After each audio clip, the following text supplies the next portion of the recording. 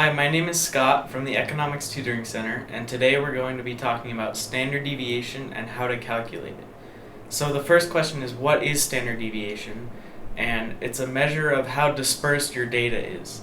So there's a rule called the empirical rule, that when you have a normal distribution, which is just one that looks like this, about 68% of your data lies within one standard deviation, about 95% lies within two standard deviations, and about 99.7% lies within 3. The importance of standard deviation is that it measures the spread of your data, and it can be used to calculate the statistical probabilities of certain data points, which is very important for business statistics class. So there's two different kinds of standard deviation.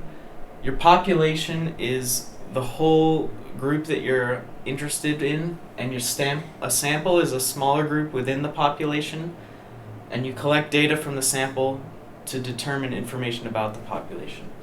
So there's two different formulas. Notice they're very similar. There's different notation. Both of these mean standard deviation. This mu and x bar mean your average, and both ends in these formulas are your sample size or population size. So now we're going to look at a few examples of how to calculate it. So now we're going to look at a few example problems of how to calculate standard deviation. This is just a reminder of your formulas. You have your population and sample standard deviation. In these formulas, the sigma means sum. Your mu or x bar is the mean or average, and big N or little n is your population or sample size. So first we'll start out with an example of calculating population standard deviation. Here are 4 data points, and the first thing we need to do is calculate the average. So we add up 16 plus 9 plus 11 plus 12, and that gives us 48. We divide that by 4, and we find that our average mu is 12. So now the next step is to make a second column where we take each x data point and subtract the average. So here we go. 16 minus 12 is 4. 9 minus 12, negative 3. 11 minus 12,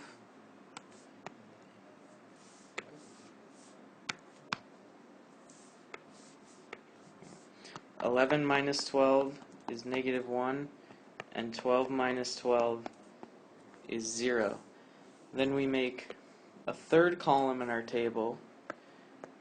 We take the values we just calculated and we square them. So here we have 4 squared is 16, negative 3 squared is 9, negative 1 squared is 1, and 0 squared is 0. And if we add those all together, 16 plus 9 plus 1 gives us 26.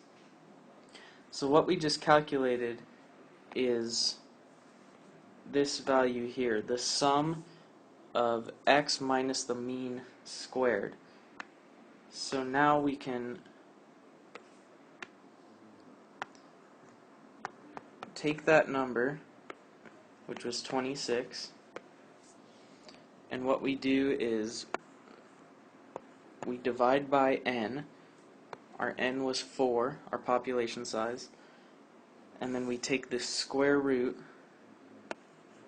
of all of that. So square root of 26 divided by 4, and that's about equal to 2.55 if you plug it into your calculator.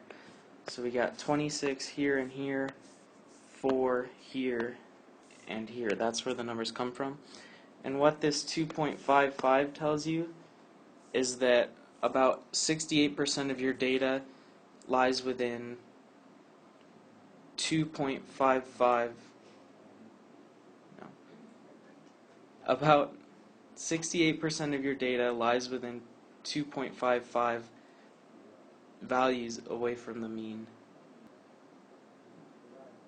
So now we'll look at an example of sample standard deviation. Again, our first step is to calculate the average, so we add up 5 plus 6 plus 7.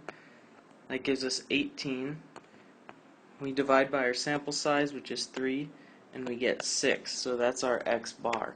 Remember, we have x bar instead of mu for a sample. So then next we subtract each x value from the mean, so we have 5 minus 6 is negative 1, 6 minus 6 is 0, and 7 minus 6 is 1. Then we take those values and we square them. So negative 1 squared is 1, 0 squared is 0, 1 squared is 1. Then we add those together and we get 2. So again, what we just calculated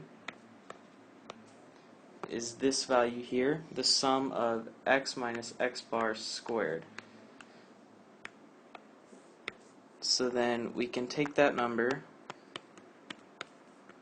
which was 2, and this time n is 3, but since we're doing a sample calculation, n minus 1 is 2. So now our sample standard deviation is the square root of 2 over 2, which is the square root of 1, which is 1. So we had 2 from there, and this 2 from there. And what this 1 tells us is that 68% of our data, roughly, lies within one value of the mean. Remember, that's the empirical rule. So those are one example each of how to calculate population and sample standard deviation. I hope that helped. So that's all we have today about standard deviation. If you have further questions, please ask your instructor or feel free to come into the tutoring center.